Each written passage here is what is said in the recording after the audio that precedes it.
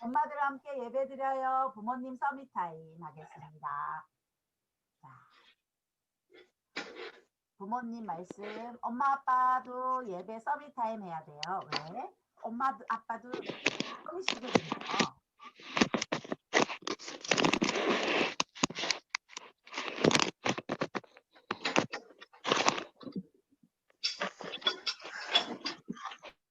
자, 우리 엄마 아빠들 함께 예배드리기 위해서 잠깐 제가 기도하겠습니다. 하나님 참 감사함을 드립니다. 저희들이 예배로 모일 때 하나님께서 오직의 이유를 발견한 저희들에게 유일성의 응답을 말씀으로 주시겠다고 약속하셨사오니 오늘 저희들이 이렇게 서밋타임으로 한 곳에 모여서 하나님께 예배드립니다. 유일성의 응답이 말씀을 통해서 확인되고 우리에게 언약으로 잡혀지는 귀한 서밋타임이 되어질 수 있도록 성령 하나님 축복하여 주시옵소서. 예수 그리스도 이름으로 감사하며 기도합나이다. 아멘. 자, 오늘 새벽에 저희들 또 기도수첩에 뭐라고 약속해 주셨냐면 우리가 이렇게 모일 때 한 곳에 모일 때 유일성의 응답을 주시겠노라고 말씀하셨어요. 그러니까 오늘 하나님께서는 언약이 전달되고 또 오순절의 축복이 임재되는 그런 귀한 부모 서밋타임이 될 줄 확신합니다. 자, 한 시대 마감이라는 말씀으로 저희들 오늘 말씀 나눌 건데요. 2부 예배 때 주신 말씀입니다. 민수기 20장 22절에서 29절 말씀. 이스라엘 자손 곧 온 회중이 가데스를 떠나 호르산에 이르렀더니 여호와께서 에돔 땅 변경 호르산에서 모세와 아론에게 말씀하시니라. 이르시되 아론은 그 조상들에게로 돌아가고 내가 이스라엘 자손에게 준 땅에는 들어가지 못하리니 이는 너희가 무리바 물에서 내 말을 거역한 까닭이니라. 너는 아론과 그의 아들 엘르아스를 데리고 호르산에 올라 호르산에 아론의 옷을 벗겨 그의 아들 엘르아살에게 입히라. 아론은 거기서 죽어 그 조상에게로 돌아가리라. 모세가 여호와의 명령을 따라 그들과 함께 회중의 목전에서 호르산에 오르니라. 모세가 아론의 옷을 벗겨 그의 아들 엘르아살에게 입힘에 아론이 그 산 꼭대기에서 죽으니라. 모세와 엘르아살이 산에서 내려오니 온 회중 곧 이스라엘의 온 족속이 아론이 죽은 것을 보고 그를 위하여 30일 동안 애곡하였더라. 아멘. 오늘 아론이 호르산에 오릅니다. 올라가서 내려오지도 못하고 거기서 죽습니다. 그런데 아론의 옷을 벗겨서 그의 아들 엘르아살에게 입혔습니다. 즉 아론의 대제사장 직분을 그의 아들 엘르아살이 물려받습니다. 우리도 이렇게 한 시대에 우리 자신들이요 다 어떻게 된다고요? 우리도 시대가 마감되고 우리의 삶도 끝이 있습니다. 그래서 영원히 서 있는 것, 풀은 마르고 꽃은 시들지만 영영이 서 있는 것은 하나님의 말씀밖에 없습니다. 그래서 오늘 지금 이 예배 시간이 바로 신명기서 6장 4절에서 9절에 그 말씀이 각인되는 시간이고 또 오늘 이 시간이 저뿐만 아니라 저희들이 월화수목금토 금토요일은 없네요. 월화수목금까지 있는 이 서밋타임 시간이 바로 미스바 운동임을 우리 어머님들 아버님들이 우리 부모님들이 먼저 확신하셔야 됩니다.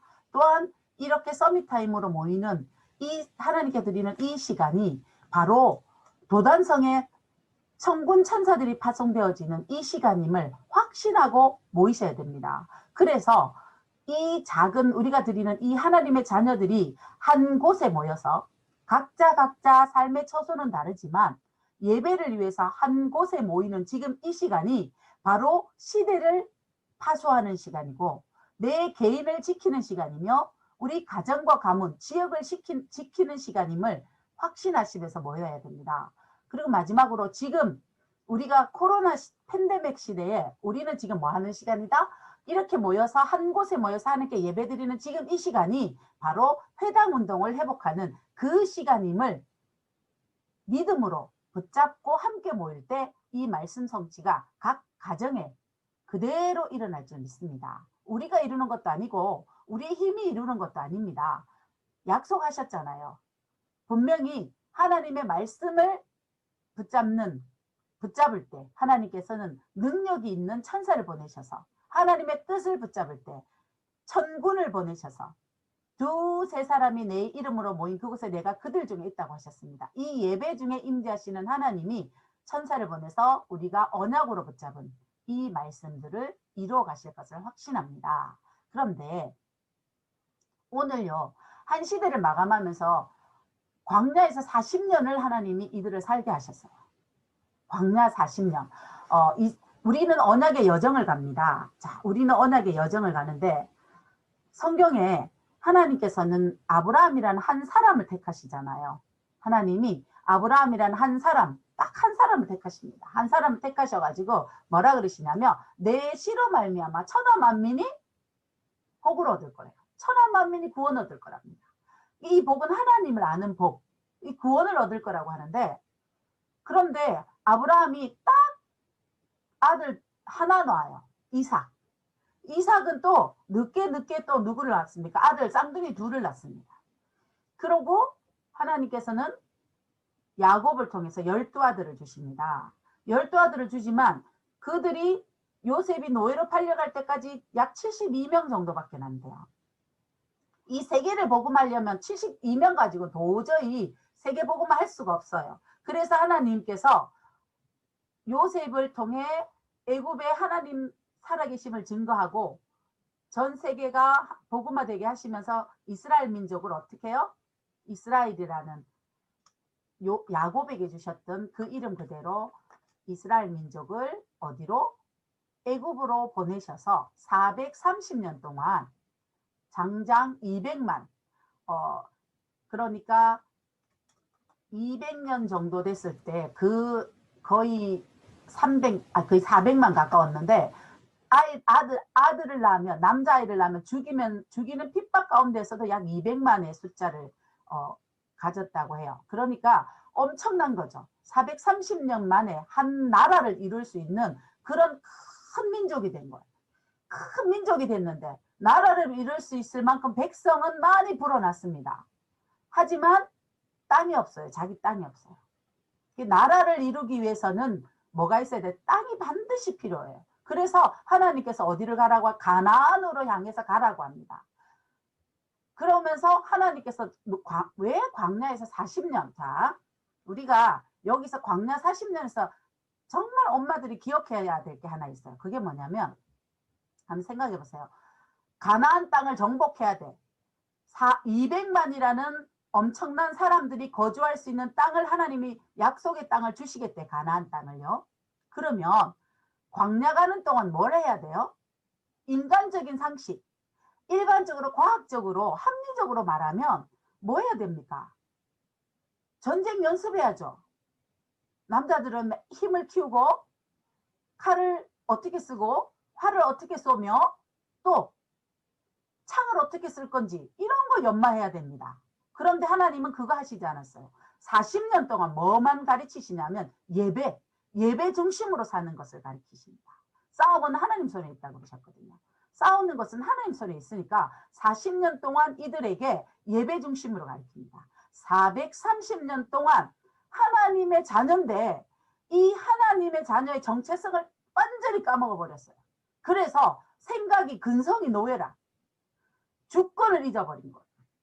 하나님 자녀가 속국되었다는 건 주권을 잊어버린 거예요. 주인 사상이 없어요.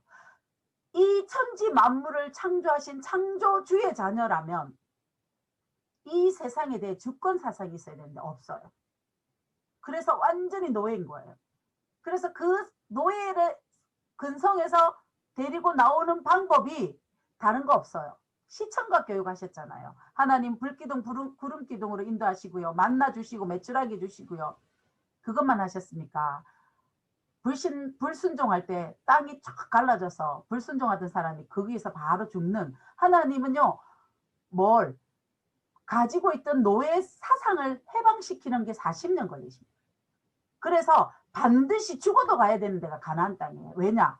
200만이요. 광야에서 살 수가 없잖아요. 40년 동안 아무것도 안 했어요. 농사 지을 땅도 없었어요. 황폐해서. 그런데 물이 나오는데 어떻게 나옵니까? 반석을 치니까 200만이 먹을 수 있는 물이 강처럼 흘렀어요. 그래서 반드시 가야 될 땅, 가나안 정복. 그래서 그 전에 해야 될 가나안 정복에서 뭐하고 살아야 됩니까? 하나님 살아계심을 나타내기 위해서 약속을 맺은 민족이란 말이에요. 이 출애굽기에 여기에서 하나님이 하신 건 딱 하나입니다. 민수기를 보면 이스라엘 민족이 정말 끈질기게 매일 불신앙해요. 어떻게 그래 문제만 생기면 하나님 앞에 저희들하고 똑같이 그렇게 불신앙합니까? 그런데도 하나님은 분명히 아침에 만나 먹었거든요. 하나님이 아침마다 만나 거두게 하셨어요. 그 아침에 만나 먹은 입으로 저녁 때만 불신앙하는 거예요. 그들이 그냥 가면 안 되기 때문에 하나님이 성전 회복을 위해서 성막을 중심으로 철저하게 살도록 40년 동안 훈련시키셨습니다. 그래서 불순종하고 불신앙한 그 출애굽한 1세대들은 싹 하나님이 조용히 광야에서 장사 지내고 누구를 통해서 합니까? 후대를 통해서. 후대를 데리고 가셔가지고 홍해를 건넌 경험이 없던 그들을 요단을 건너게 하시고 12결의에 속아 다녔답니다. 지금으로 말하면요. 8차선, 두 개 양복 8차선, 12차선쯤 되는 이 성을요. 하나님께서 안으로 싹 무너뜨리시는 엄청난, 저는 광야에서 40년 동안 물도 없는 거기서 농사도 짓지 않는 거기에서 40년 동안 살아남은 것만 해도 전 세계에 이스라엘 민족은 소문이 났을 것 같아요. 이미 소문이 쫙 다 퍼졌어요.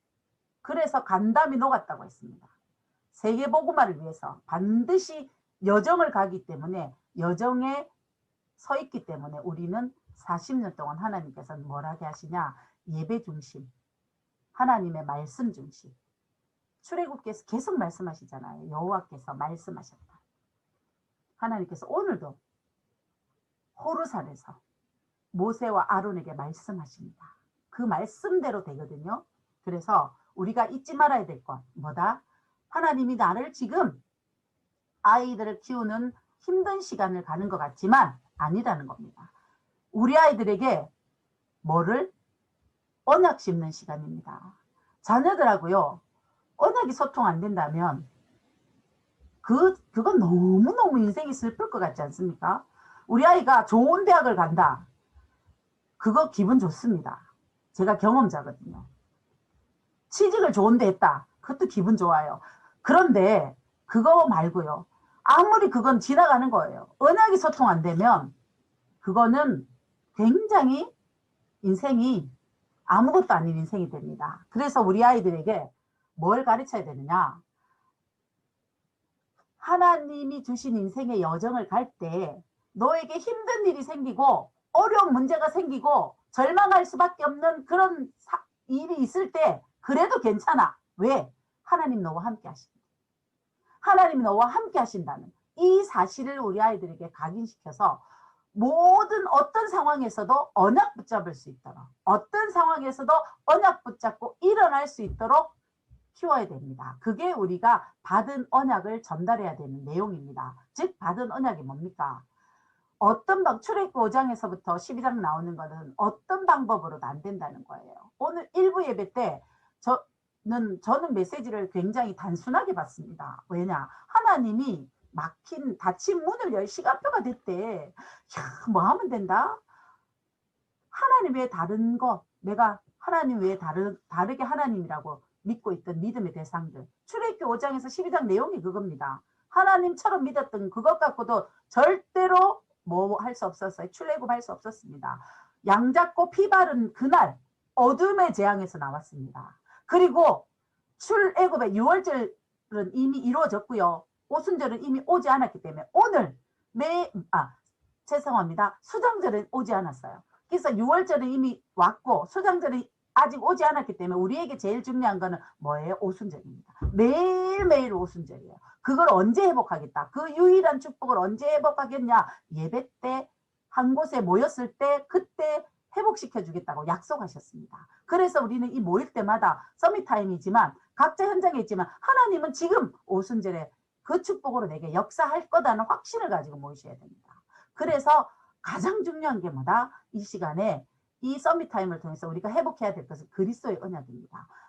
그리스도의 언약 붙잡을 때 그리스도는 하나님의 형상이기 때문에 우리 속에 우리도 모르는 마귀 일이 멸해질 것이고 우리도 모르는 죄와 사망의 법에서 우리는 완전히 해방되어질 것이고 그래서 다른 것이 아니라 어려움이나 여러 가지 절망되는 상황이나 극복하기 어려운 여러 가지 문제가 왔을 때 그때 뭐다? 예수만이 내 인생의 길이다.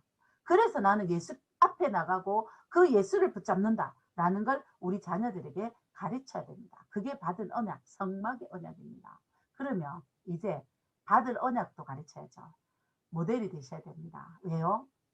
우리는 회막이 뭡니까? 모인다는 회자거든요. 모일 회자예요. 그래서 모여서 뭐 했냐? 하나님의 영광이 임재됐습니다. 이게 서밋타임이에요. 저는 이 서밋타임이 너무 귀중한 거 있죠. 그래서 이 서밋타임에 엄마들이 이 시간만 모여서 하나님 바라보시다면 하나님 반드시 하실 수 있다. 오순절에 그 마가다락방에 불같고 바람같이 임했던 사람이 할 수 없었던 그 역사를 한 곳에 모였을 때 분명히 유일하신 성령의 역사를 각 개개인에게 주실 것이라는 확신이 있습니다. 그런데 여기서 콘텐츠 시스템은요. 그걸 한꺼번에 딱 모으면 뭐가 되면 플랫폼이 됩니다. 우리 가정이 플랫폼이에요. 우리 가정의 컨셉이 뭡니까? 여러분 그리스도가 우리의 컨셉이 돼야 되고요. 우리의 콘텐츠는 하나님이 하나님 형상을 회복한 우리는 세계복음화가 얼마나 구체화되는지 몰라. 237로 딱 하나님 구체화시켜 주셨어요. 세계복음화 237. 그래서 그들을 다 하나님 형상으로 회복시켜야 된다. 치유. 그 일하기위해서 우리를 하나님은 영적 서밋으로 이미 축복하셔서 부르셨다는 사실입니다. 그거를 방법 24 하나님이 24시간 나와 함께 하시잖아요. 종일 종야 여호와로 쉬지 못하게 할 수 있는 하나님 자녀의 신분을 갖고 있습니다. 예수 그리스도 이름만 부르면 하나님께서 일하시겠다고 하십니다. 엄청난 거잖아요. 어떻게 전능자 하나님을 움직일 수 있습니까? 주님은 24시간 나와 함께 계시고 24시간 일하고 계십니다. 그 하나님하고 제가 감히 우리는 동력자가 되는 겁니다. 그래서 우리는 모여서 이렇게 서밋타임, 가정 예배로 모이는 것, 그때도 회막입니다. 혼자서 하나님의 영광이 임재되게 하는 것, 그것도 회막입니다. 그래서 아이들에게 보여줄 게 딱 한 개입니다. 뭐냐? 어떤 문제가 와도 다 괜찮아. 위기도 괜찮아. 주님과 함께 하기 때문에 그 함께 축복을 누리는 시간만 가질 수 있고 그런 힘만 있을 수 있다면 여호와가 나의 힘이 맞다면 아무것도 없어도 그 여호와의 힘으로 일어날 수 있다면 그 길을 가리키는 게 우리 부모의 최고의 사명입니다. 그래서 우리가 뭐라고요? 플랫폼이 돼야 됩니다. 하나님 자녀의 그래서 콘텐츠 각자의 이 서밋타임을 통해서 이것을 확립하고 또 훈련되고 지속되어가는 축복이 각 가정에 임하기를 원합니다. 그러면서 우리 아이들에게 가르쳐야 돼요. 뭐요? 장막. 이거 가지고 이제 모든 현장에 가서 집뿐 아니라 아이들이 가는 그 현장에 하나님이 함께 하신다는 사실을. 그래서 회막의 축복입니다.